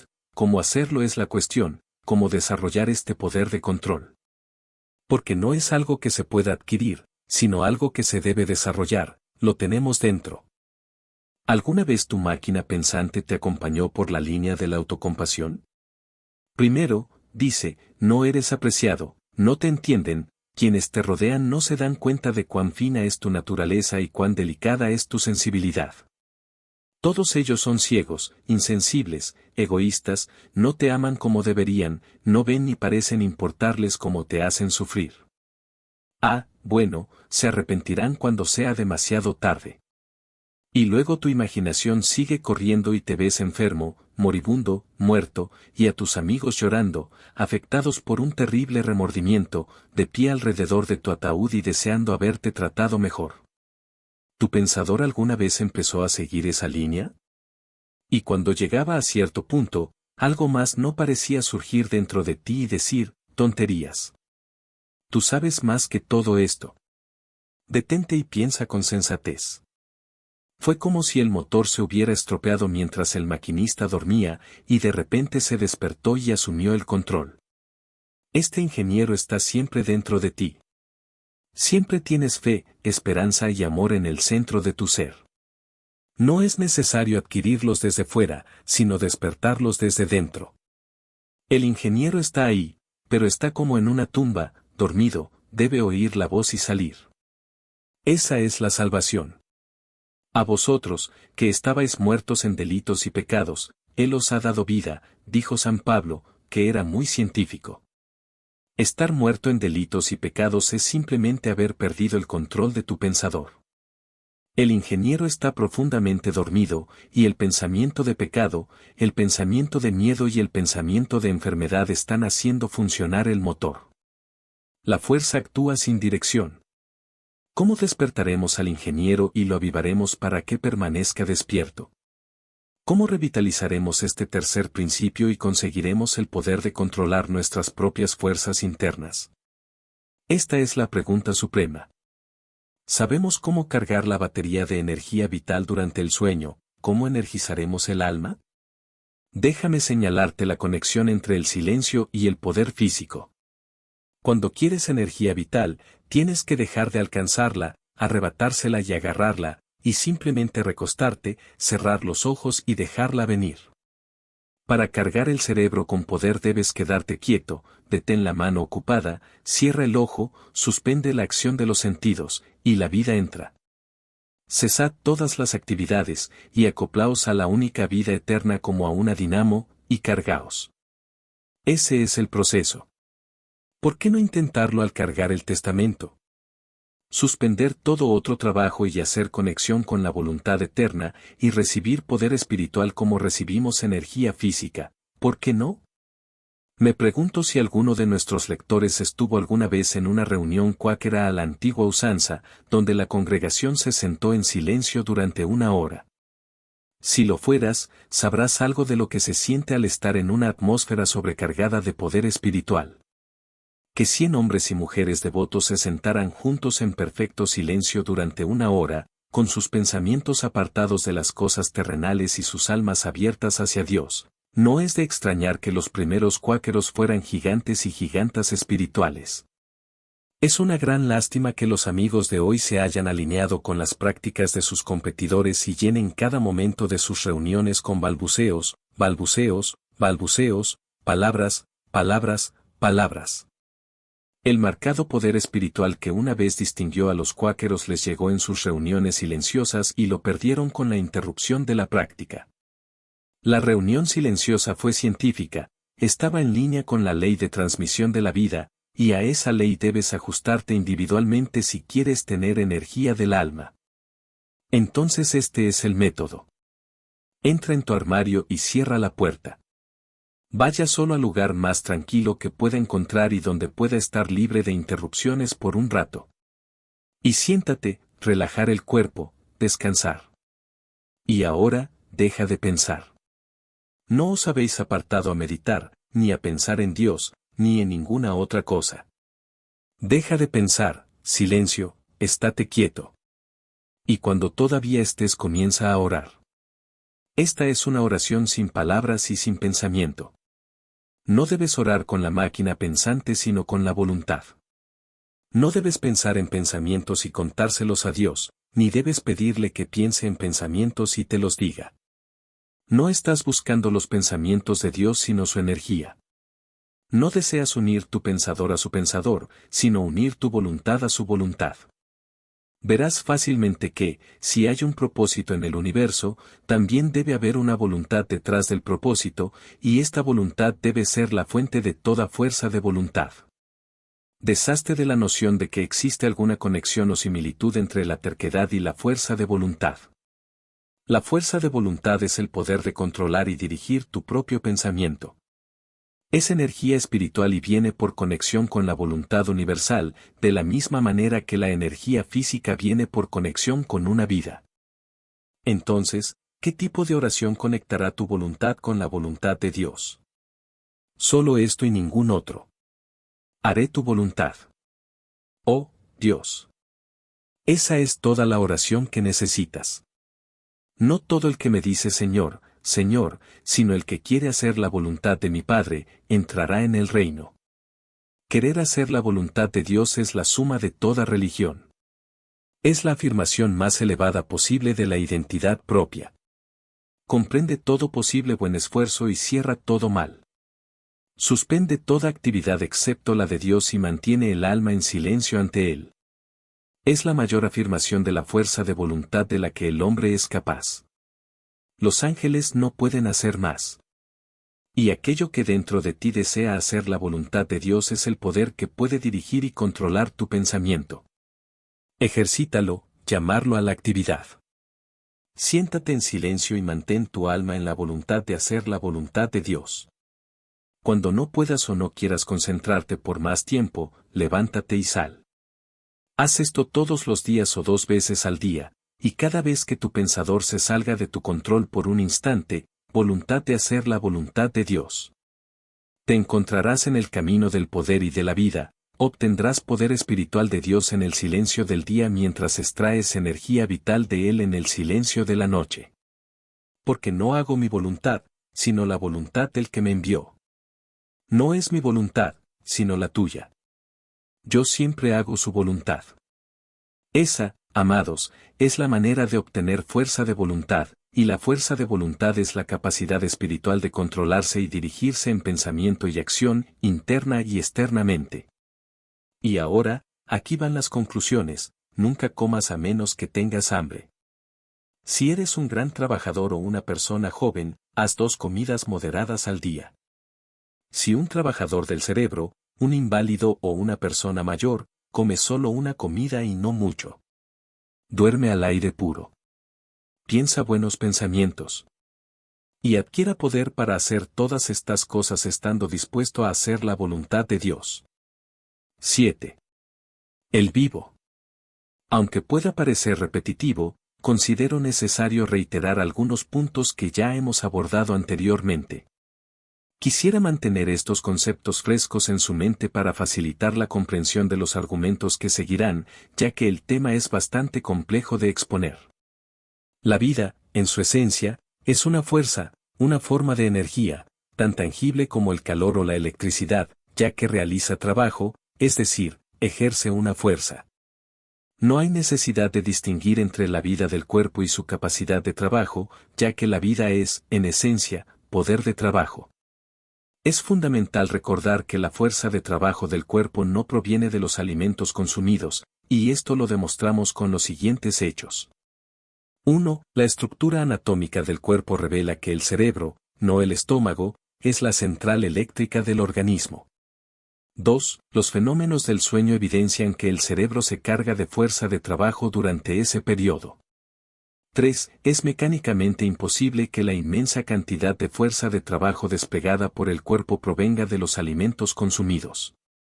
Un puñado de arroz no puede proporcionar la energía necesaria para transportar 200 libras a lo largo de 20 millas de terreno rocoso. 4. Las personas pueden ayunar, siguiendo instrucciones adecuadas, durante periodos de 20 a 60 días sin experimentar una pérdida material de fuerzas, lo cual sería imposible si la fuerza de trabajo se obtuviera del alimento diario. 5. En la muerte por inanición, el cerebro no pierde peso, lo cual sugiere que la central eléctrica se conserva intacta hasta el final. 6. La sensación de adquirir fuerza después de comer debe provenir del cerebro y no de la comida, que aún es una masa no digerida en el estómago. 7. En enfermedades graves, la naturaleza siempre elimina el apetito, lo que demuestra que la digestión de los alimentos implica trabajo y es un impuesto a la fuerza, no una fuente de fuerza.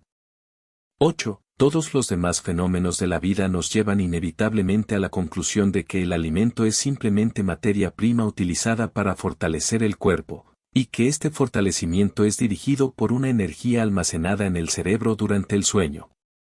Ahora bien, como forma de energía, la vida presenta una característica peculiar, parece ser una excepción a la ley de la correlación de fuerzas. El calor, la luz y la electricidad son convertibles unos en otros, pero ninguno de ellos, hasta donde sabemos, es convertible en vida. Todo ser viviente procede de un germen que contiene parte de una vida anterior y la contiene como vida y no como otra cosa que debe convertirse en vida. La vida solo viene de la vida, no podemos originarla, generarla o crearla como lo hacemos con la electricidad, cambiando o combinando otras fuerzas. No parece, hasta donde llega nuestra observación, que alguna vez hubo vida nueva, o que alguna vez haya surgido vida donde antes no la había.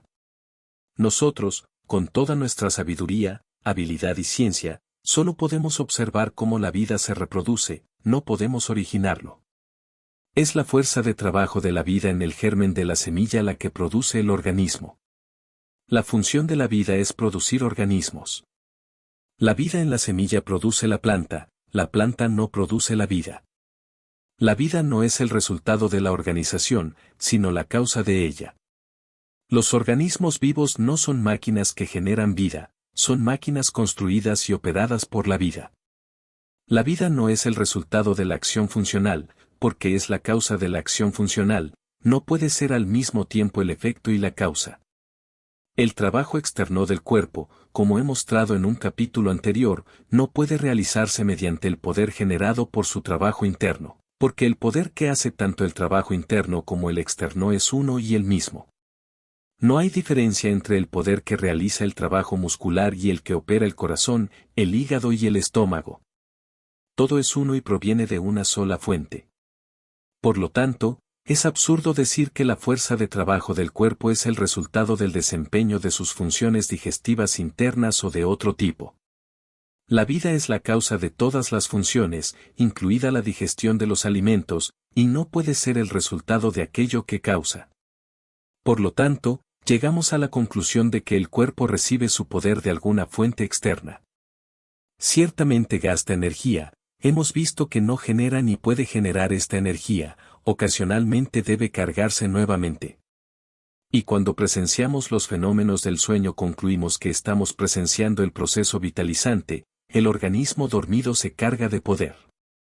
¿Pero de dónde viene el poder? El oxígeno, como hemos visto, es necesario para el proceso de carga, pero el oxígeno no es vida. Es un elemento químico indispensable para la acción funcional y para las operaciones del poder vital, pero no es vida.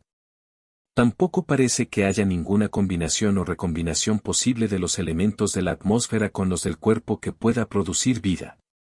Porque si la vida se extrae del aire atmosférico mediante procesos químicos, solo puede lograrse mediante procesos funcionales internos. Y hemos visto que es una imposibilidad mecánica que la vida sea el resultado de una acción funcional.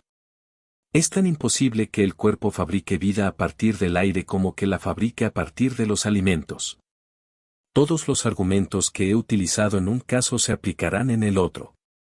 Si el cuerpo no puede recibir energía vital en forma de energía potencial contenida en los alimentos y convertirla en vida mediante una acción funcional, entonces no puede recibirla en forma de energía eléctrica o de otro tipo de la atmósfera y convertirla en fuerza de trabajo mediante la acción funcional.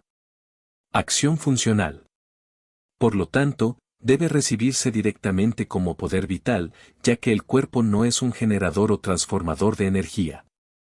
Cuando el cuerpo recibe vida, debe recibir vida, no puede recibir otra cosa que haya de convertirse en vida, porque esto haría que la vida fuera su propia creadora, convirtiéndose el efecto en su propia causa. Por lo tanto, la vida no proviene de la atmósfera, ya que la atmósfera es un compuesto de gases muertos. No se extrae de la tierra, porque la tierra es materia mineral, vegetal y animal muerta. Hay formas de energía potencial y cinética tanto en la tierra como en el aire, calor y electricidad, por ejemplo, pero, como les he mostrado, estas no son vida y al cuerpo no es mecánicamente posible convertirlas en vida. Si hay vida en el aire, debe estar allí como vida y no como otra cosa, y debe ser en el aire, no del aire.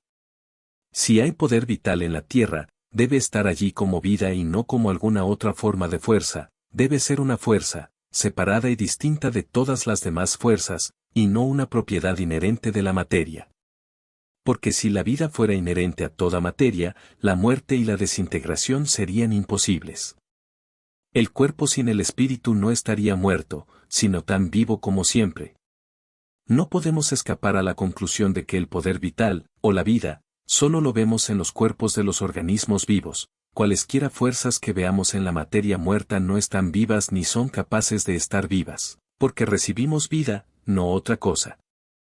Si el poder vital está presente en nuestro entorno material, lo está como una fuerza viva, una presencia viva, una vida, no como una fuerza material muerta, que debemos convertir en vida para poder vivir. Hay otra suposición que debemos considerar brevemente aquí, y es que la vida proviene del Sol.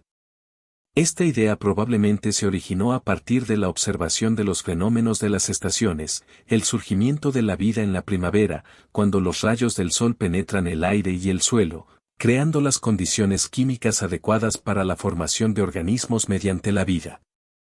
Sin embargo, no hay evidencia de que la vida de la primavera provenga del Sol. Es necesaria una cierta cantidad de calor para los procesos constructivos del poder vital, pero el calor en exceso es destructivo para todo el trabajo de la vida. La vida no proviene del fuego, ni del trabajo en el fuego, ni con el fuego, y el Sol, hasta donde sabemos, es puro fuego. Es impensable que haya vida sobre o dentro del Sol. Y, hasta donde llegan los hechos, la vida solo surge de la vida. Si no hay gérmenes de vida en el Hijo, entonces, razonando a partir de los hechos de la vida tal como los veo, no puedo aceptar la teoría de que la vida proviene de un cuerpo donde no hay vida. ¿De dónde viene entonces la vida? No lo sé.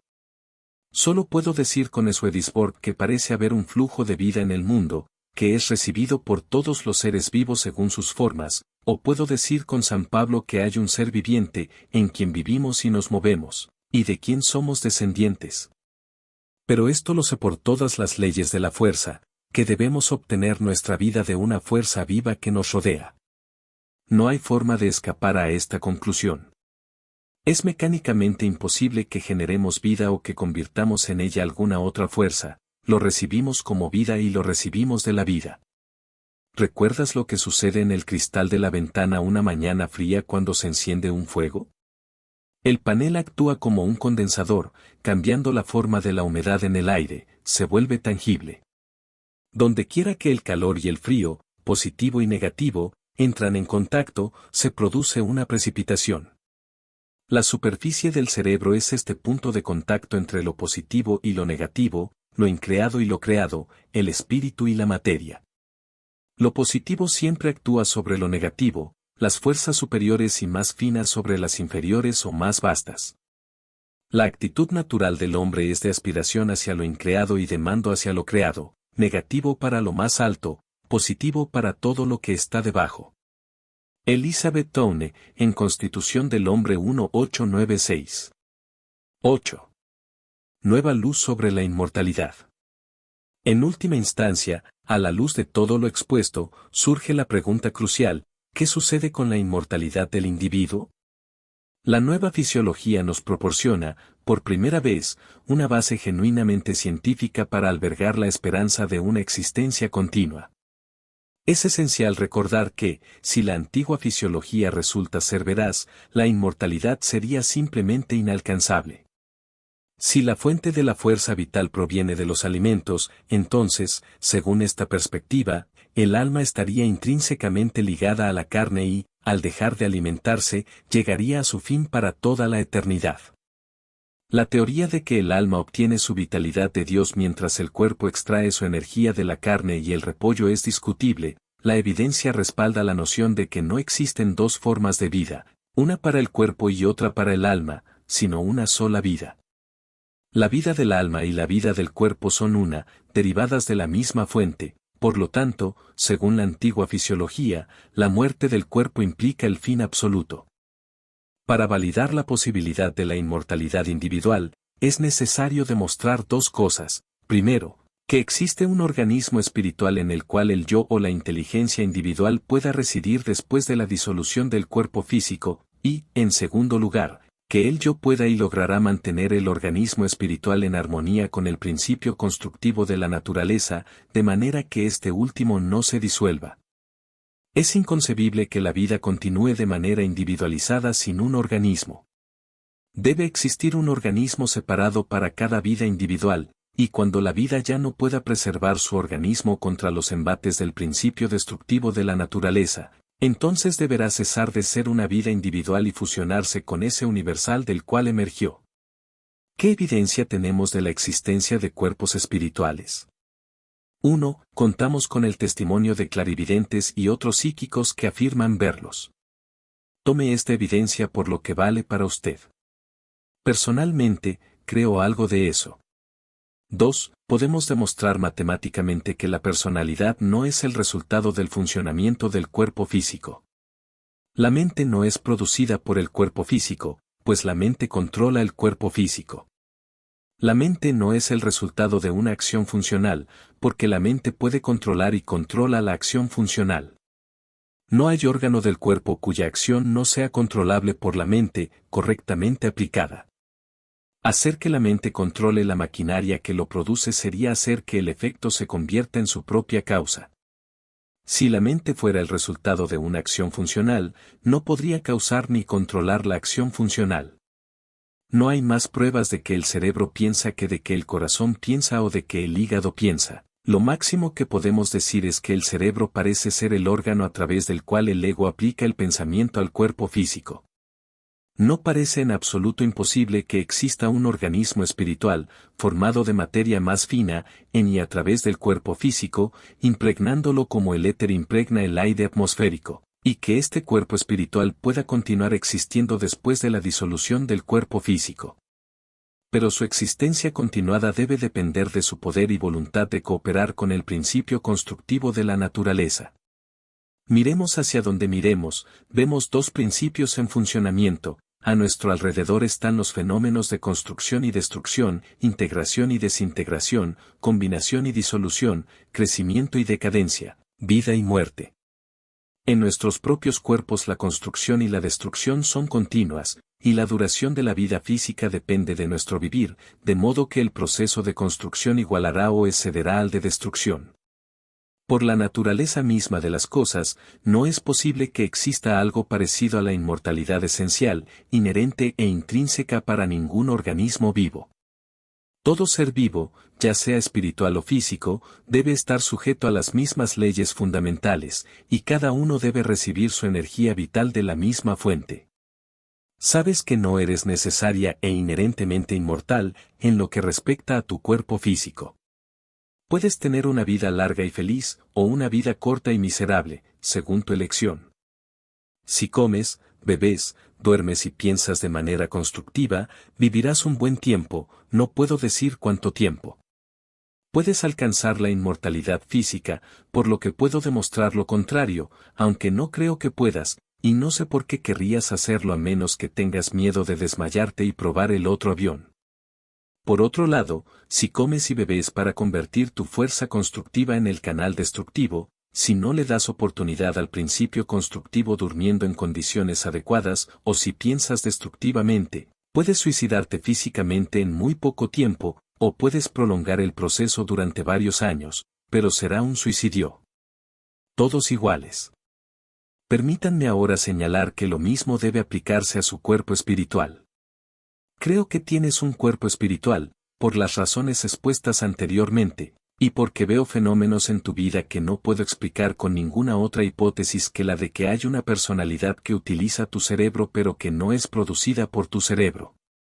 Cerebro. Todo eso, sin embargo, es otra historia y no entraré en ella ahora. Pero ahora notarás que no puede ser más necesario que tu cuerpo espiritual viva para siempre que tu cuerpo físico viva para siempre. Estás dotado del poder de cometer suicidio físico, y de ello se desprende necesariamente que también debes tener el poder de cometer suicidio espiritual. Los cuerpos espirituales de aquellos que persisten en tener pensamientos destructivos y vivir de manera destructiva deben eventualmente disolverse en sus elementos originales, y el principio de vida debe fundirse en esa vida universal de donde vino. Aquellos que persisten en violar la ley eventualmente desaparecerán del universo. El alma que pecare, esa morirá. La inmortalidad es un privilegio, pero no una necesidad. La existencia individual consciente, ya sea en el plano físico como en el espiritual, solo puede continuar durante mucho tiempo trabajando en armonía con el principio constructivo, mediante la cooperación inteligente y continua con Dios. Y este es el gran y severo hecho que subyace a la nueva fisiología, que el individuo no puede crear ni renovar su propia vida, ni el poder vital del alma o del cuerpo, por lo tanto, Debe armonizarse tanto con la fuente de vida como para recibir de ella, o perecerá inevitablemente. ¡Qué maravillosa es la muerte! La muerte y su hermano, el sueño. Percy B. Shelley. Todo en la naturaleza contiene todos los poderes de la naturaleza. Todo está hecho de una cosa oculta. Emerson. 9. Sufrimiento en la enfermedad.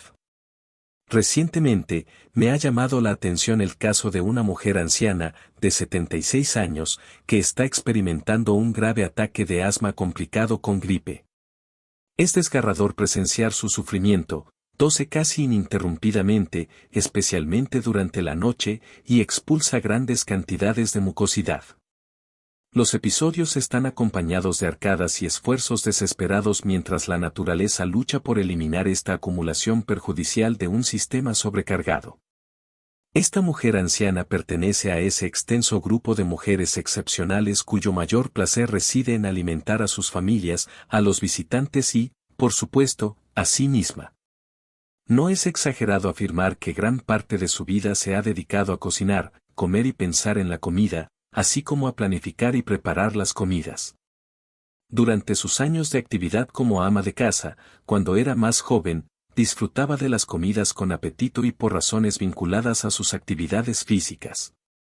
Sin embargo, en los últimos años, ha reducido considerablemente su nivel de actividad física, pero sigue consumiendo alimentos regularmente. No puedo confirmar si ha disminuido su ingesta en comparación con sus años de vida activa. Su conversación y pensamientos giran constantemente en torno a la comida, incluso mastica manzanas, entre otras cosas, entre comidas. Se entrega a almorzar a cualquier hora y, con frecuencia, antes de acostarse. Desde hace algunos años, sufre intensamente de reumatismo, asma y ataques recurrentes de gripe. Es imposible hacerle creer que todos sus sufrimientos son causados por la terrible lucha que su organismo físico se ve obligado a librar de las inmundicias con las que continuamente lo atiborra, pero en realidad ese es el caso. Y lo mismo ocurre con casi todos los ancianos que padecen las llamadas enfermedades de la edad. Se ha dicho que cuando un hombre se retira, la naturaleza suele retirarlo definitivamente en muy poco tiempo, pero el caso es que suele destruirse a sí mismo al seguir comiendo como si todavía estuviera en el trabajo. El profesor Metechnikov descubrió que la vejez es causada por un germen que se origina en la materia putrefacta del tracto intestinal, y dio con el maravilloso plan científico de beber leche agria para matar los gérmenes malos, ya que el germen de la leche agria es enemigo de los gérmenes viejos. Y, por cierto, ¿qué ha sido del gran descubrimiento del profesor de que beber mucha leche agria nos haría a todos inmortales en cuerpo? Como la mayoría de los descubrimientos médicos, parece haber fracasado.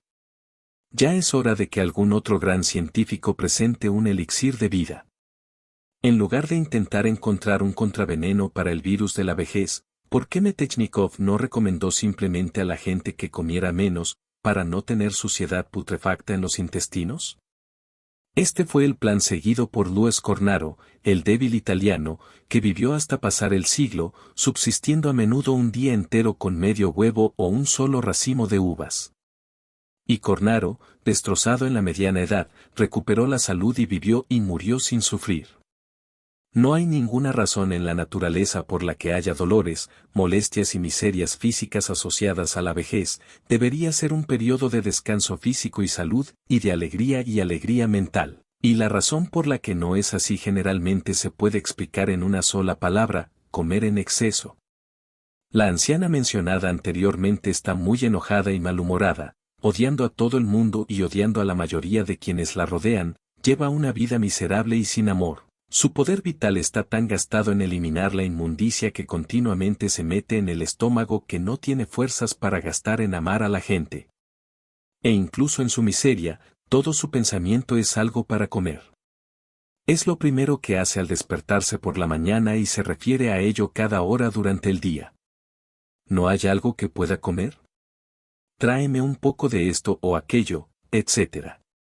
La pobre come lo suficiente para satisfacer las necesidades de un hombre trabajador y permanece en tormentos insoportables mientras su debilitado sistema intenta deshacerse de la inmundicia venenosa que se acumula. Otra vecina mía, también anciana, se desmayó el otro día. Este fue un caso similar. Ella también fue una gran víctima. Durante semanas antes de morir, los vecinos escucharon sus continuos gemidos y gritos. Comía 3 o 4 veces al día y también le daban de comer a las 4 de la mañana. Era una mujer pesada. Podría haber vivido todo el periodo de su enfermedad sin comer y de haberlo hecho habría perdido menos peso, pues su organismo se habría ahorrado la terrible labor de eliminar los alimentos no sobrantes. Y no solo habría perdido menos carne, sino que habría tenido una enfermedad indolora y una muerte fácil. La mayoría de las agonías de todo tipo de enfermedades se deben a la alimentación. Hace 5 años me pidieron que asesorara a un joven que se encontraba en la última etapa de la tuberculosis y cuyo fin estaba muy cerca. Rodeado de amigos amorosos que, incapaces de pensar en otra manera de mostrar su simpatía, continuamente lo obligaban a comer. Tosía hasta perder la vida y sufría severamente en la lucha de su débil cuerpo por eliminar la inmundicia. Le dije, hijo mío, si quieres pasar los días que te quedan en paz y comodidad, no comas excepto cuando tengas decidida e inequívocamente hambre, y le di a su familia una conferencia sobre la diferencia entre el amor egoísta y el desinteresado. Ese joven nunca volvió a comer otro bocado de comida. A los pocos días cesó la tos y la expectoración, durmió bien y no tuvo dolores, se volvió brillante y alegre, y 4 semanas después se quedó dormido, como un niño pequeño. En mi última enfermedad, que sea librado del amor que alimenta.